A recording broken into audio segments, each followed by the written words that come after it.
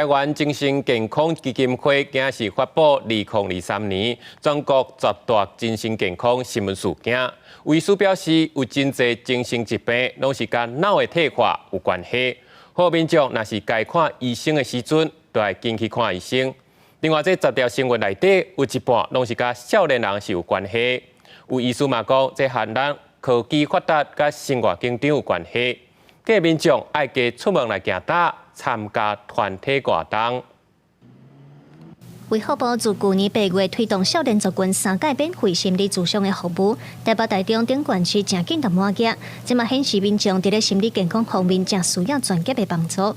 精神健康基金会针对2023年选出10大精神健康的新闻，前3名就包括新北校园挂暗棍案、MeToo 事件和心理咨询服务，呼吁民众爱重视心理健康。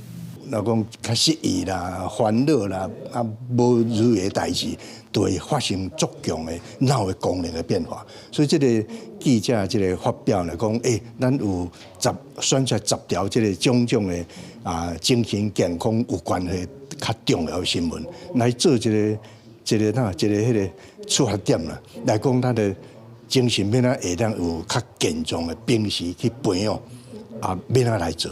基金会董事长当时嘛是台大病院精神科医生，伊表示，这精神疾病拢和脑功能出问题有关系。伫咧10大新闻内底，有一半和少年族群有关系。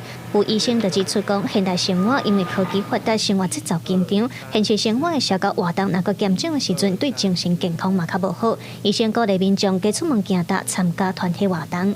科技太进步，网络太发达，没有让人慢活，反而更紧张。但是都跟离群都孤离了，我们反而更孤单了。